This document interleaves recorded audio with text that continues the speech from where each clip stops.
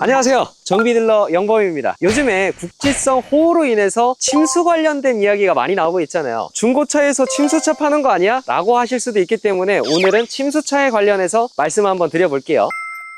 침수차는 왜 생기는 걸까부터 말씀을 드리자면요, 여기 옆에 하천 보이시죠? 지금은 굉장히 평온하게 이제 오리들이 둥둥 떠다니고 있지만 비가 많이 오는 날에는 여기까지도 차는 경우가 굉장히 흔해요. 배수 처리가 그렇게 원활하게 되어 있지는 않아서 비가 많이 오게 될 경우에는 물이 범람할 수도 있는 경우가 있어요. 요런 차량들처럼 만약에 이제 하천 근처에 주차를 했다가 밖에 일을 보고 왔는데 차가 잠겨 있는 경우가 있어요. 주차가 되었을 때 만약에 침수가 된다면 대부분의 전선이나 전자장비는 요 밑에 깔려 있거든요. 실내에 조금만 물이 유입되더라도 큰 고장으로 발전이 될 수가 있어요. 하천 주변 거지대에 주차하시는 거는 웬만하면 피해 주시는 게 좋을 것 같습니다. 근데 비가 차기 전에 빨리 나가면 되는 거 아니에요? 어느 정도의 침수, 어느 정도의 좀 고인 물이 있다면 아쉽지만 나의 소중한 차를 두고 가더라도 사람이 먼저기 때문에 사실상 차를 구하기보다는 먼저 대피를 하셔야 되는 게 맞습니다. 원론적으로는 지금 있는 지하차도나 또는 급류 하천이 있는 곳, 침수가 이미 되어 있는 곳을 좀 지나가야 될 때는 휠캡 이하면 지나가도 되겠는데 싶어가지고 이제 도전을 하시는 분들이 계시거든요. 아무리 수위가 휠캡 이하더라도 흙탕물 같은 경우에는 깊이가 어느 정도인지 가늠하기가 좀 어렵기 때문에 웬만하면 피해 가시는 걸 좀 추천을 드릴게요. 그리고 운행하시면서 침수도로를 왜 지나가면 안 되냐 하시는 분들이 계실 텐데요. 주행하실 때는 실내에 물이 들어오는 것보다는 엔진룸에 물이 들어가는 걸 좀 고려를 해봐야 돼요. 흡기구 위치가 한 요 정도 선에 위치하고 있거든요. 근데 만약에 앞에 가는 차를 따라가려다가 물이 출렁출렁 막 움직이잖아요. 내 차의 흡기구 위보다 더 올라왔다 그러면 엔진이 돌아가면서 흡입 공기를 딱 빨아들일 때 물까지 같이 먹을 수가 있는 거예요. 엔진 내부에는 방수 처리가 되어 있지 않기 때문에 물이 조금만 들어가더라도 바로 녹이 슬어서 엔진이 죽는 경우가 있어요. 엔진 오일이랑 물이랑 섞여도 문제가 될 수 있고요. 그냥 물만 잠깐 들어가더라도 녹이 슬어서 문제가 될 수 있으니까요. 웬만하면 큰 웅덩이가 보인다 그러면 우회하시는 걸 좀 추천을 드리겠습니다. 그러면 전기차는 엔진이 없는데 지나가도 되는 거예요? 테슬라의 사이버 트럭 같은 경우에는 여기까지 막 물이 차는데도 잘 지나가고 거의 잠수정처럼 다니는 걸 뉴스 기사나 뭐 유튜브 쇼츠에서 보셨을 텐데요. 그렇다고 하더라도 내 차가 전기차인데 한번 도전해볼까 하시는 분들은 절대 하시면 안 됩니다. 왜 그러냐면 국산 전기차 같은 경우에는 배터리의 높이가 휠캡보다 아래에 있는 경우가 많아요. 그래서 방지턱을 넘어갈 때 조금씩 닿아서 균열이 생기는 경우가 있는데요. 물이 안 들어가면 괜찮지만 조금이라도 들어간다 그러면 2천만 원이 넘어가는 배터리를 통째로 교환을 해야 되는 경우가 생기기 때문에 굉장히 큰 비용이 지출이 될 수가 있어요. 그렇기 때문에 전기차도 웬만하면 다 돌아가셔야 됩니다. 도전 정신은 잠깐 접어두시고 안전을 택하시는 걸 좀 권장을 드릴게요.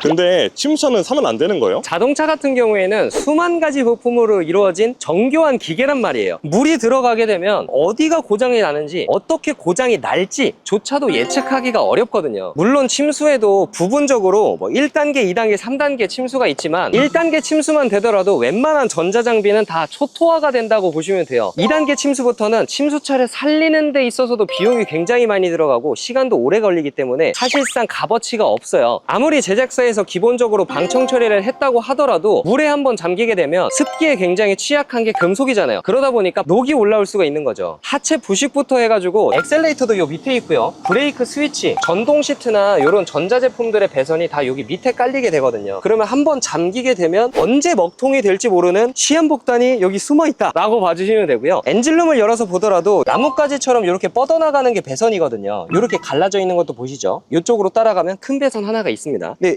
여기서 조그마한 배선 하나만 문제가 생겨도 안쪽에 있는 큰 배선까지 다 교환을 해야 될 상황이 오거나 별거 아니라고 생각했던 침수차가 전조등이 안 나오고 엔진 경고등이 점등되고 문제가 발생이 될 수 있기 때문에 침수가 된 차량들은 아무리 지금 현재 상태가 괜찮다고 하더라도 어디 하나 문제가 생기면 정비소에 방문을 하더라도 정상적인 방법으로 점검을 했을 때 뭐 때문에 문제가 된 건지 단선인지 단락인지 어디가 문제가 있는 건지 찾기가 굉장히 어려워요. 누군가가 침수차를 굉장히 싼 가격에 준다고 하더라도 덜컥 구입하시는 일은 없었으면 좋겠습니다. 침수차를 파는 건 불법인가요? 불법이에요. 근데 구매자가 이 사실을 알고 서로 협의 간에 구매를 했을 경우에는 합법입니다. 침수차가 안 좋다, 고장이 날 거다, 어디가 고장난지 모른다 라고 말씀을 드려도 구매하시는 것 자체까지는 합법이에요. 다만 혹시나 정비업자가 침수 차량을 고쳐놓고 이걸 이력에 남기지도 않고 은폐할 경우에는 사업정지 6개월, 과징금 1,000만 원이 부과가 되기 때문에 사실상 요즘 시대에는 침수차를 속여서 파는 데는 없지 않을까라는 생각인데요. 중고차 딜러들도 침수차가 중고차 시장에 계속해서 유입이 되고 피해자가 많이 발생을 하면 중고차 시장이 아무래도 불투명해지고 신뢰성을 잃기 때문에 침수차를 다 거르고 신고를 하고 이러한 조치로 노력을 하고 있습니다.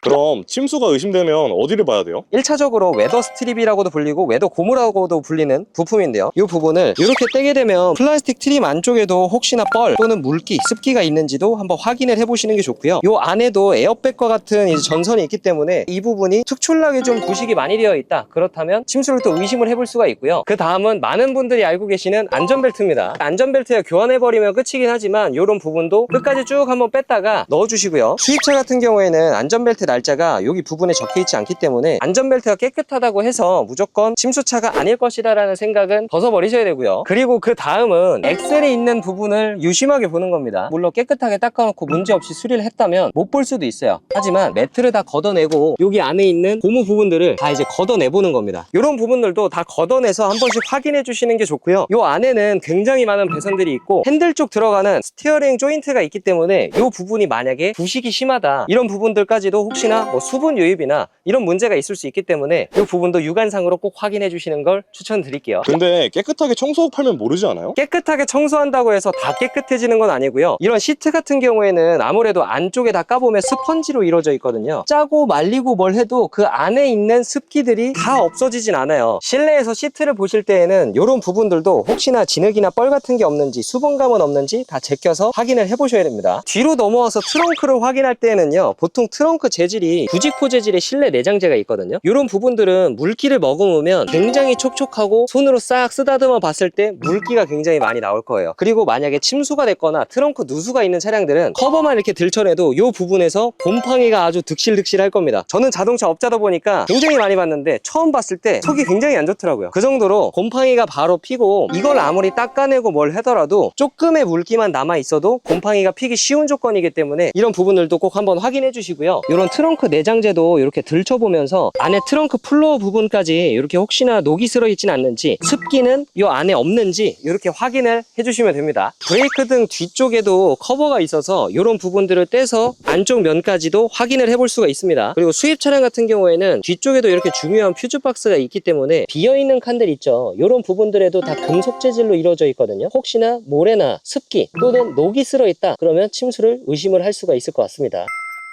오늘 제가 말씀드린 영상을 참고하셔서 침수차 구별법, 침수차를 혹시 사면 어떻게 될지 참고하시면서 중고차를 보시면 침수차 고르실 일은 없으실 거고요. 혹시나 이 영상을 보시고도 모르시겠다면 저한테 연락 주시면 제가 친절하게 상담 도와드릴 거고요. 혹시나 저한테 차를 사셨는데 침수차다 그러면 제가 다 손해를 보더라도 100% 환불 도와드릴 거니까요. 걱정하지 마시고 저한테 연락을 주시면 감사드리겠습니다. 앞으로도 재밌고 유익한 영상으로 찾아올 예정이니까요. 좋아요랑 구독, 알람 설정 부탁드리고요. 많은 시청 부탁드리겠습니다. 감사합니다.